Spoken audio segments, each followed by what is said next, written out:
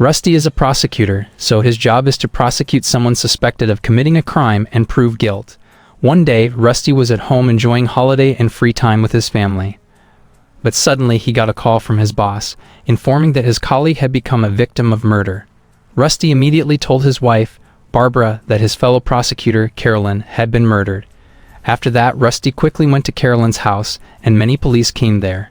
Rusty saw Carolyn's body tied in a sexual position. After visiting Carolyn's house, Rusty rushed to the prosecutor's office because this murder case would attract a lot of public attention. Another prosecutor, Tommy, suggested that he handle this big case because Rusty was too close to Carolyn. However, Rusty refused and wanted to lead this case because he was the best prosecutor at the moment.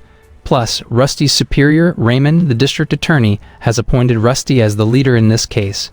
However, Nico, Raymond's opponent to become district attorney, asked Raymond to reconsider the selection of the leader of this case. Unfortunately, Raymond has already made up his mind. It can be seen that Raymond, Rusty, Nico, and Tommy were not having a good relationship. Rusty then called a detective named Rigo and wanted her to check if it is possible that this is revenge from the person who was once imprisoned by Carolyn. Rusty also asked Rigo to contact him first if she found any information. Rusty did not allow Rigo to tell Nico or Tommy first. At night, Rusty saw on TV that Nico held a conference news press. He used Carolyn's murder case to increase his electability to become a regional attorney, replacing Raymond. Nico said that they should not be led by a regional attorney who couldn't even protect his own prosecutor. The next day, Carolyn's funeral was held. Of course, Raymond and Rusty came to pay their last respects. Among the people, Rusty saw Carolyn's ex-husband, who he has never met. Rusty knew that Carolyn had an ex-husband, but he never knew that she had a teenage child. After the funeral, Raymond and Rusty went to the bar to discuss the clues they had for Carolyn's murder. Rusty had a theory about Bunny Davis' murder, because the victim was also tied up like Carolyn's body. Rusty and Carolyn were the ones handling the case, so Rusty thought that maybe this was all connected. But the murderer has been found and sentenced to life imprisonment. The next day, Rusty met with the coroner who examined Carolyn's body, Dr. Komagai, but he was not a friendly person. From the examination results, Carolyn died from a blunt object blow to the head. There were no stab wounds and no signs of sexual violence. Rusty and Rigo then went to prison to meet the murderer of Bunny Davis's case. The only similarity between the two cases is the way the victims' bodies were tied up. This murder had a different motive, and from the investigation, Carolyn's fireplace poker disappeared, and the wound on Carolyn's head was matching with the object. Rigo thought that the fireplace poker was the tool used to kill Carolyn. They met an old man named Liam, the murderer of a woman named Bunny Davis, who was tied up in a similar way to Carolyn. Rusty asked him if Carolyn's murder was his doing for revenge with the help of outsiders. However, Liam firmly denied it. Rusty then offered agreement that if Liam had any information to help solve this case, his sentence would be reduced, because he was currently serving a life sentence. But once again, Liam refused. The reason why Rusty thought Liam was related to this case was because when he was declared he was guilty, he threatened Carolyn and felt cheated.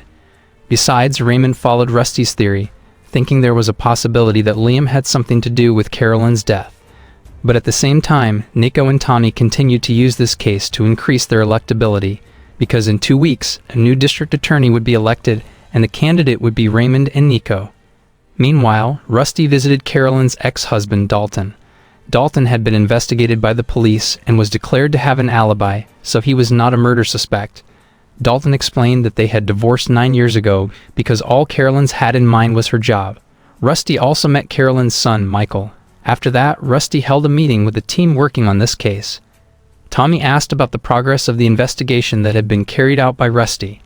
Rusty replied that from the investigation, they found carpet material that did not belong to Carolyn. Also, there were no signs of burglary, which means there is a possibility that the killer knows Carolyn. Tommy believed that all this progress showed Rusty's inability to lead this case because the new clues did not provide significant progress. After the meeting was done, Rusty invited Tommy to his room. Rusty didn't like what Tommy did in the meeting room earlier. Tommy cornered Rusty, thinking that what Rusty did was unproductive. In fact, they should have solved this case together. The next day, on his way to the office, Rusty was stopped by several reporters. Rusty explained that Nico told the press that the case was not developing. However, Rusty thought that this was Nico's strategy to buy time because the case benefited his electability. Moreover, Nico had not been to court for a long time, so Rusty thought that the public should re-elect Raymond to become district attorney because he was much more experienced. That night at home, Barbara said that she didn't like Rusty leading Carolyn's case because a year ago, Rusty and Carolyn had been caught having an affair. Barbara and Rusty's marriage was almost over, but they decided to reconcile for the sake of their children.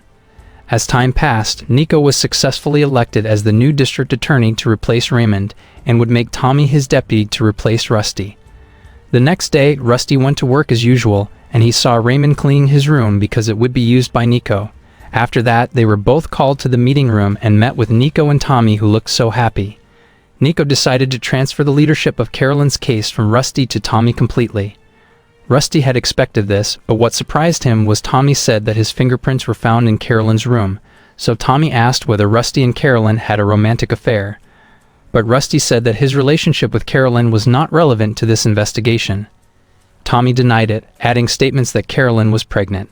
Tommy asked whether Rusty was willing to do a DNA test, but Rusty asked for a warrant.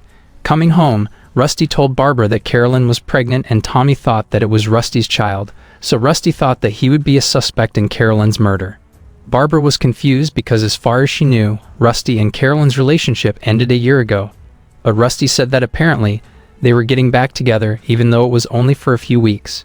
Hearing this, Barbara couldn't say anything because her thoughts were mixed up. Rusty then went back to checking the Bunny Davis case file.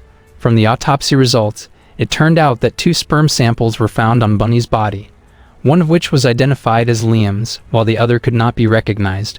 Rusty thought that perhaps the owner of this unidentifiable spermatozoa was another killer of Bunny Davis, who might have also killed Carolyn. Rusty then met Dr. Kumagai and asked why he didn't know that there were 2 sperm samples in Bunny Davis's body. Dr. Kumagai answered that Rusty could know that if he wanted to read his report because everything was in the report. Plus, Carolyn knew this information, but it seemed like she chose to hide this second spermatozoa sample. Rusty was angry and grabbed Dr. Kumagai by the collar because he thought they were covering up evidence. However, Dr. Kumagai denied that this was his fault. Dr. Kumagai told this to Tommy. Then Tommy told Nico, thinking that Rusty became aggressive as if he was covering up something. But Nico wanted Tommy to calm down and not involve his feelings. He should just focus on following the facts and evidence obtained because their job is not to imprison Rusty, but to provide justice for Carolyn.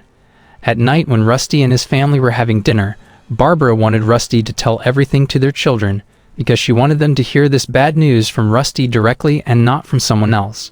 Rusty told everything, including him having an affair with Carolyn and being a suspect in her murder, which of course made his children disappointed.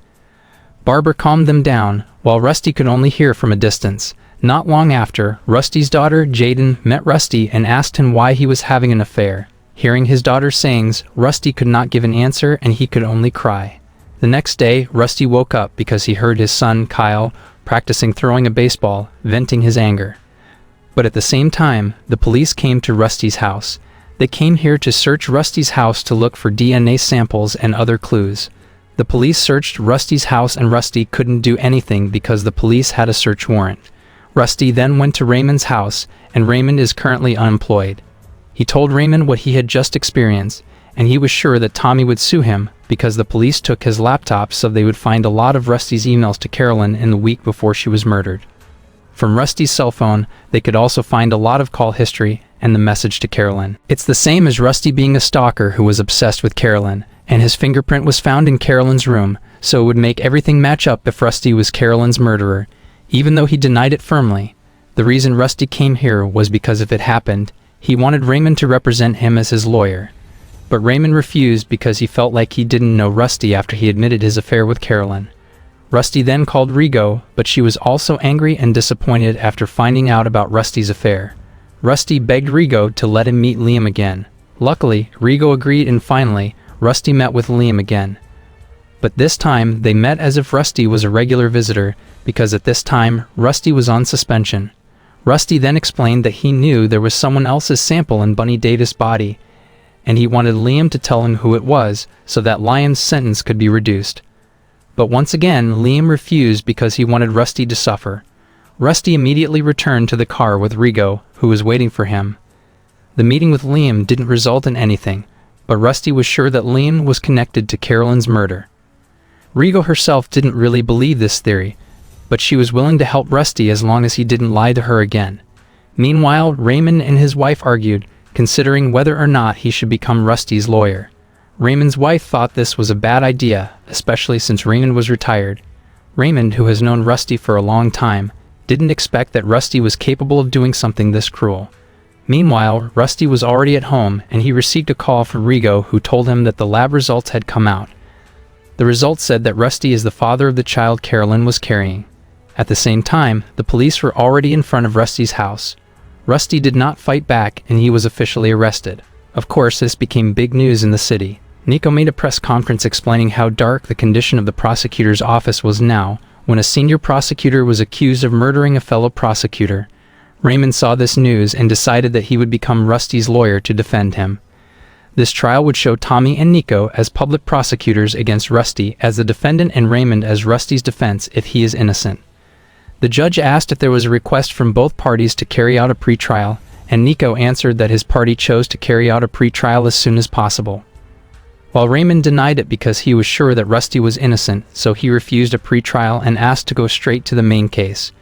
For your information, the pre-trial is the moment for the judge to decide whether an arrest or detention is legal or not. If it is valid, then it will proceed to trial, and if it is not valid, then the defendant can be acquitted of all charges. Shortly, the judge granted Raymond's request and would immediately hold a trial. Rusty's bail has been set at $1.5 million, so Rusty could go home until the trial was held. While Rusty was at home with his family, Rusty received a message from an unknown number saying, "You were there, I saw you." Rusty then tried to call the number, but the person who sent him the message did not answer anything. Barbara realized there was something wrong and asked what happened. Rusty showed the message and admitted that it turned out he was at Carolyn's house at the night Carolyn was killed. Hearing this, Barbara was very shocked and couldn't say anything other than leaving. The next day, Rusty again received a message, saying a place called Damon Silos at 3 o'clock, and he was asked to come alone. Rusty discussed this message with Raymond, and of course, Raymond was angry because Rusty didn't tell him that he was at Carolyn's house the night she was killed. Apart from that, Raymond also didn't advise Rusty to meet this person. Meanwhile, Barbara, who worked in an art gallery, was followed by many journalists because they wanted to know the progress of Rusty's case. Of course, Barbara didn't serve them, but the problem was that her manager thought this was bad for their business. So she asked Barbara to take a break from work. Barbara then went to a bar and met a male bartender. There, they talked for quite a long time. The next day, Raymond's wife and Barbara met because they are friends. Barbara told her about the bartender she met last night, and Raymond's wife advised her to just find her own happiness. Meanwhile, at the prosecutor's office, Rigo was called to Tommy's room because she always asked Tommy to check Liam's connection to Carolyn's murder. Rigo thought this was quite strange because it seemed as if Tommy wanted to make Rusty as Carolyn's murderer. However, because of this, Rigo was removed from this case. On the other hand, Rusty decided to ignore Raymond's advice and went to meet the person who sent him the message. It turned out that person was Michael, Carolyn's son. Michael asked why Rusty killed his mother, but of course Rusty denied it.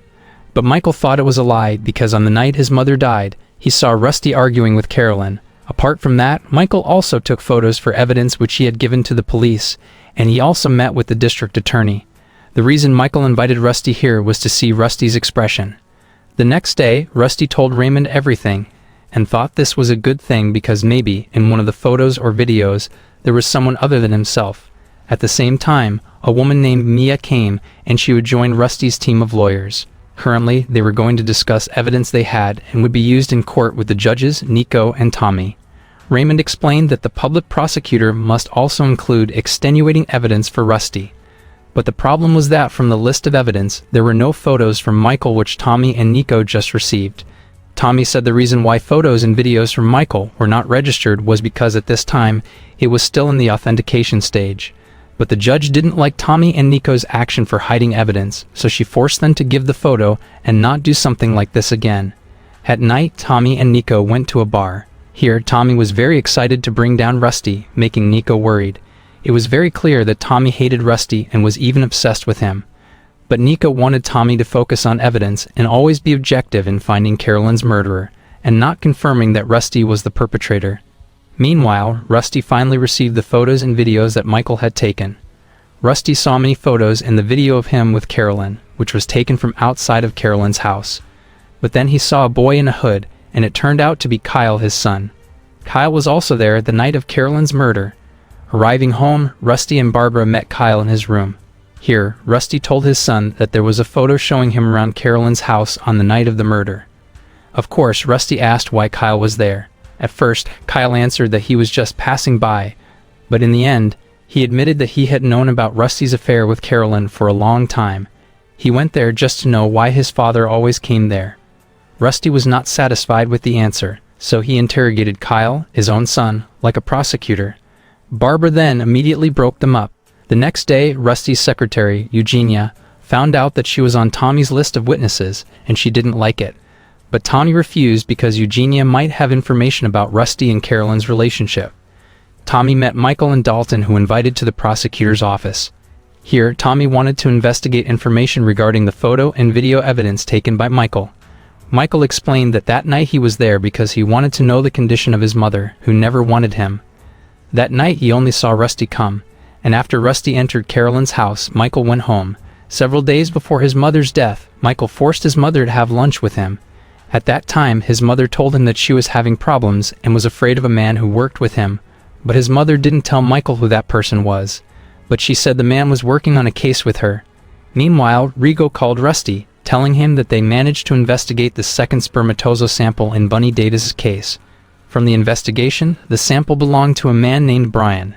Rigo and Rusty then went to Brian's house, giving him information that his sample was found on Bunny Davis' body. Rigo asked Brian about the murder of Bunny Davis, but he said that he didn't know anything.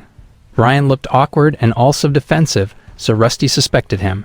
Rusty threatened to question Brian's wife, so Brian looked scared and threw them out of his house. In the middle of the night, Rusty woke up in his bed alone, without Barbara. When he went downstairs, he heard a noise in the garage. When he checked it, he saw Barbara stealing Kyle's bicycle. Barbara didn't want to take risks and was afraid that there would be DNA on Kyle's bike, especially since he was black. The next day, Mia and Rusty talked to discuss what Rusty was doing on the night of the murder. Rusty explained that that night, he sent a message to Carolyn, but she didn't reply. Rusty became restless, so he went to a bar and drank a few glasses. Rusty didn't remember much when he was at the bar, but he remembered that Carolyn replied to his message and asked him to come to her house. The message was sent at 21:24, and from Michael's photo, it showed that Rusty arrived at Carolyn's house at 21:49. Rusty didn't remember exactly what he did when he met Carolyn, but what he remembered was that he had a fight with Carolyn because he wanted to get back together, but Carolyn refused. From the cell phone data, Rusty arrived home at exactly 11:00 p.m. The distance from Carolyn's house to Rusty's house is 20 minutes, which means Rusty came home from Carolyn's house at 22:40. So it was possible that Rusty was at Carolyn's house for 51 minutes. That evening, Raymond met Tommy and Nico because they asked him to come. Raymond challenged them because their evidence was not strong because of what they had, just photographic evidence showing that Rusty was with Carolyn on the night of the murder. Carolyn's blood and entrails were all over her house, but there wasn't a single drop of blood in Rusty's car, not even a murder tool. The murder with the body tied like this is premeditated murder, but murder with a fireplace pick is a manslaughter, so these two motives were very different. But Nico denied it by giving them the latest report from Dr. Kumagai. The file explained that the coroner found Rusty's skin in one of Carolyn's nails. Raymond was confused about why he only found out this information now. Raymond immediately told Rusty about this, and he got even more angry because it's impossible for Carolyn to scratch him. He also didn't realize it. Rusty thought this was a setup, which means someone was trying to trap him.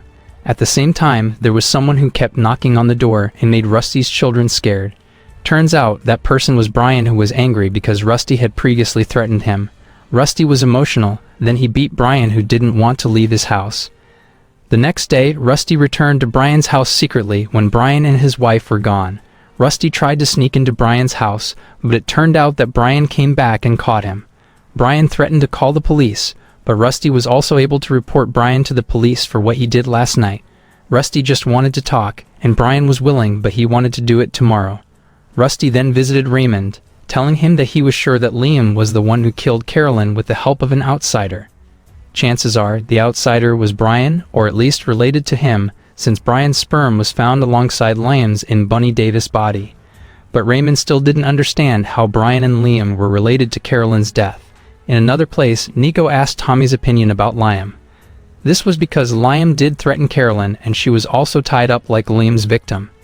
Tommy replied that he had checked it, and because Liam is already in prison, he thought that Liam had no relationship with this case. The next day, Brian met Rusty, Raymond, and Mia. They showed him a photo of Bunny Davis' death, but he denied that he was involved in this case. Bunny Davis was a prostitute, and Brian's wife had lost her passion for him, so Brian was forced to use Bunny Davis's services. That's why Brian was defensive and nervous when Rusty and Rigo went to his house, because he was afraid that his wife would hear it. And that's also the reason why his sperm could be found in Bunny Davis' house. When they showed Liam's photo, Brian didn't recognize him. Rusty tried so hard to prove if Liam used help from someone else to kill Carolyn, so that the judge would have an alternative suspect other than himself. But Raymond thought that they should focus on proving that Rusty was not the murderer, and not looking for who the real murderer was. The next day, Rusty and his family had to be escorted by the police to the court, because Rusty's trial was about to begin that day. Shortly, the trial began with a speech from Tommy as the prosecutor. Today, he would prove that Rusty was indeed Carolyn's murderer by showing confessions, physical, scientific, and forensic evidence. Tommy managed to make a good speech to convince the jury that he was the hero in this trial and Rusty was the criminal. The first witness to be brought in was Dr. Kumagai, the coroner who handled Carolyn's case. He explained that Carolyn's death was caused by a blow from a small blunt object to her head. Based on the body temperature, the stage of stiffness of the corpse and blood sediment, it was estimated that Carolyn died around 10 p.m. to midnight. There were no signs of resistance from Carolyn, but from under one of her fingernails there was Rusty's skin. Raymond asked if Kumagai had a medical suspect, which he suspected, but of course he didn't have it. Besides, the murder tool, a small blunt object, was also not found. The judge asked if Tommy wanted to deny it, but Nico asked Tommy to remain silent. But still, Tommy chose to deny it. Tommy asked Dr. Kumagai whether Rusty had ever met him before the trial regarding his findings about Carolyn's death. Dr. Kumagai confirmed this question and described Rusty as nervous, anxious, and even afraid of what he would find. However, Raymond denied and asked whether Kumagai had a psychological basis for diagnosing someone's attitude like nervousness or fear. Then Kumagai answered that he had a history of working with Rusty, so he could realize that there was something different about him. But this was the wrong answer because Raymond took advantage of it by saying that Kumagai didn't have a good relationship with Rusty, or maybe even hated him. It showed bias, so Kumagai's statement was not medically acceptable. The trial was over, and here, Nico was annoyed with Tommy, who did not obey his orders. All they needed was evidence such as the time of death, and the fact that Rusty was the father of the baby in Carolyn's womb. But Tommy was provoked by Raymond, so now Kumagai's non-medical testimony was doubtful. The next day, another witness, a forensic pathologist who also examined Carolyn's body, came. The man explained that he found a lot of Rusty's DNA in Carolyn's body and room. But strangely, there was no Rusty's DNA on the rope used to tie Caroline. This was strange because it seemed as if the murderer was very careful not to leave evidence, but at the same time, the DNA of the murder scene was very messy. According to him, this murder was not planned, which was probably triggered by anger, then continued with careful and orderly binding. According to Rusty's wishes, Raymond refuted and alluded to Liam tying up his victim like what happened to Carolyn. Liam also openly wanted revenge on Carolyn and Rusty, the prosecutor who prosecuted him. But the judge didn't accept it, because Raymond didn't have any evidence that Liam was related to Carolyn's murder. Until Raymond had strong evidence, he was prohibited from mentioning Liam's name in this trial. Now Raymond was talking about Rusty's skin on Carolyn's nails, which turned out not to be pieces of skin like scratches, but rather cells that are invisible to the eye. Raymond said it is possible that these cells appeared because Rusty kissed Carolyn's cheek, then Carolyn scratched her cheek. The pathologist confirmed this possibility so that Rusty's DNA on Carolyn's fingernails still cannot be used as evidence that Rusty did kill Carolyn. At the next trial, Rusty's secretary, Eugenia, came as a witness. She explained that she once caught Rusty and Carolyn having an affair, but she didn't really care about it. One time in the parking lot, she also saw Rusty and Carolyn arguing. Mia then asked if Eugenia knew Carolyn had ever reported Rusty to Human Resource Development. Eugenia denied it, but she added that Carolyn had actually reported Tommy to the Human Resource Development and asked not to work on the same case with him. This showed that Tommy had a bad relationship with Rusty and also Carolyn. That evening at home, Jaden met Rusty, telling him and explained that she had been looking into trauma and brain dissociation to protect himself and herself. It turns out that the brain can accidentally forget a very surprising event to protect itself, such as a murder. Jaden thought maybe this is what happened to Rusty, because he didn't remember what he did that night. At the next trial, it was Carolyn's son, Michael, who was the witness. Michael explained that his mother didn't want him, so he lived with his father. But sometimes he was curious about his mother's life, so he occasionally came to the front of her house just to see what she did. Even though his mother didn't want him, that didn't mean they weren't related at all. One day, Carolyn told Michael that she was afraid of her coworker. Now it was time for Raymond to ask, but before he could ask, he fell and became unconscious, so the trial had to be postponed. Raymond was quickly taken to the hospital. After being treated by the medical team, the doctor met Raymond's wife and told her that this was not a heart attack, but rather a nervous disorder. Raymond had been given medicine and would be fine. The next day, Rusty, Mia, Tommy, and Nico met with the judge to discuss what steps they would take. They had two options: to continue the trial or mistrial, which means the trial will start from the beginning again. Nico proposed a mistrial, but surprisingly from Rusty's side, they wanted to resume the trial tomorrow. Mia was ready to replace Raymond, but Rusty wanted to represent himself. This did not violate the rules, but Mia, even the judge, thought this was a bad idea. On the next morning, the trial started again, with Rusty, who would be his own lawyer. Michael returned as a witness. Then Rusty explained that the relationship between Michael and his mother was not very good by showing text messages, and one of which Michael said that it would be easier if his mother died. Michael explained after he recorded a video of Rusty entering Carolyn's house, he went home, where only his father was there. It means only Michael's father could guarantee Michael's whereabouts, and vice versa. From his internet search history, Michael often read websites about crime cases, and one of them was the case of Lamb. Rusty asked Michael if he really killed his mother, and the questions created chaos in the trial. The next day, Rigo was called to be a witness. Nico asked whether in the first 48 hours of Carolyn's murder, Rusty had asked Rigo to only give him the forensics team's findings. Nico saw it as a step to bury evidence. Rigo said yes to this question. However, Rusty denied that it was normal for a prosecutor to ask a detective on duty to do so. Shortly the next morning, the trial was held again. Tommy did something surprising because he wanted Rusty to be questioned as a witness. This made the judge summon both parties. Tommy explained at yesterday's trial, Rusty tried to testify via Rigo, so Tommy wanted to make Rusty a witness to be questioned, and Rusty didn't mind this matter. The judge offered to have a mistrial or continue the trial, and Rusty would be a witness. Mia suggested choosing mistrial, but Rusty chose to continue the trial. The next day, Rusty was waiting for the trial to start, and he was surprised because Raymond came to this trial. The doctor has given him the go-ahead, and Raymond wants to help Rusty. Not long after, the trial began with Rusty, who will be a witness. Tommy started to question him about the aggressive messages that Rusty sent to Carolyn, which shows his obsession with Carolyn as the victim. Rusty admitted that he does love the victim, but he was not a rude person who dared to attack her. Hearing this, Tommy denied it and showed Brian as proof that Rusty's statement was not true. He showed a recording of Rusty beating Brian and also grabbing Dr. Kumagai by the collar when he was angry. Rusty then answered that he was being accused of a crime he never committed, and the person he loved was the victim. This made Rusty despair, so when he was angry, he became aggressive. Tommy used this answer as a weapon, which means that when Rusty was angry, he could lose control and become aggressive. This is a very strong statement which even amazed Nico, and Rusty couldn't answer it. At night when Tommy came home, he found his house in a mess. Nothing was missing, but he found a fireplace pick that may have been used as a weapon to kill Carolyn. There was also a piece of paper with swear words. Tommy immediately called the police and Nico to check it. Tommy thought this was a desperate move from Rusty to threaten him. The next day, both parties and the judge discussed the findings. However, the problem is that no one knows whether the fireplace poker really belonged to Carolyn or not, so they decided not to use the poker as evidence. The next day, the trial started again with the forensic person chosen by Rusty. She had also examined Carolyn's body and had different opinions about Carolyn's death.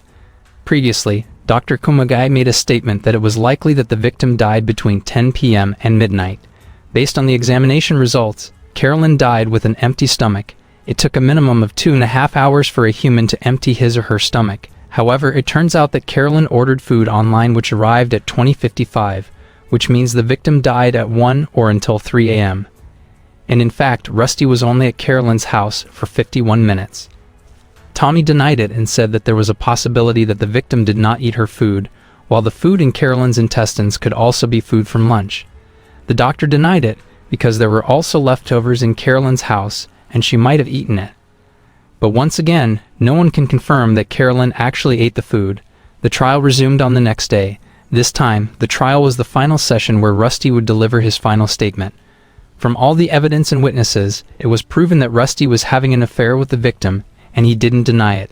But there isn't a single piece of evidence to prove that he is Carolyn's murderer. Rusty was at Carolyn's house the night she was murdered, but Michael was also there that night. Plus, Michael was also angry with his mother and had access to the Bunny Davis case. Of course, this doesn't mean that Michael is the murderer of his own mother, but at least the prosecutor should also investigate Michael and not just focus on him. As if Tommy wanted to prove more that Rusty was Carolyn's killer and not look for who the real perpetrator was. Now it's Tommy's turn to deliver his final statement. Tommy explained that Rusty talked about love, but what he really felt was obsession. Rusty had the opportunity to find out who killed Carolyn, but he asked Detective Rigo only to tell him about her findings. Tommy considered this to be an attempt to hinder the investigation because Rusty was the real murderer. The next day, the trial continued and the jury had determined the outcome of this trial. The clerk of a court read the results, which stated that Rusty was not guilty. Rusty did not show any expression about the results, while Tommy and Nico were of course disappointed. In front of journalists, Rusty explained that the trial was over, but justice for Carolyn still had to be fought for. So the prosecutor's office had to move on and immediately looked for the real perpetrator. That night, Rusty met Barbara in the garage. He said that he knew from the start, but then didn't know, then he knew it again. Barbara didn't understand what Rusty meant, then Rusty said that he did what he had to do to protect his family. Rusty thought that it was Barbara who killed Carolyn, but he also thought that Barbara didn't remember because Jaden told him about the brain's ability to accidentally forget something surprising. Turns out, after leaving Carolyn's house, Rusty returned to Carolyn's house and saw her dead. At first, Rusty wanted to call 911, but Carolyn was already dead. Rusty thought the person who might have done this was Barbara. So to protect Barbara, he thought quickly then tied up Carolyn like Liam did. His plan was to make Liam make a false confession in exchange for his sentence being reduced. Usually, prisoners are easily influenced, but Liam didn't want to take part in Rusty's game, so he had to improvise. Of course, Barbara was confused and denied it. However, Rusty apparently kept a GPS in Barbara's car and knew that Barbara was the person who kept the fireplace pick in Tommy's house before. But at the same time, Jaden appeared and admitted that she was the person who killed Carolyn. She's also the one who put a fireplace pick in Tommy's house by using Barbara's car. Jaden explained that that night, she went to Carolyn's house just to ask her to stay away from her father, because she knew that they were having an affair. But when she heard that Carolyn was pregnant with Rusty's child, Jaden couldn't control her anger and killed Carolyn by hitting her on the head with a fireplace pick. Rusty advised Jaden and Barbara not to talk about this anymore, and he admitted that it was all his fault that he was having an affair. Rusty would not let his family be destroyed before his eyes. As time passed, Rusty and his family continued their lives as if nothing had happened.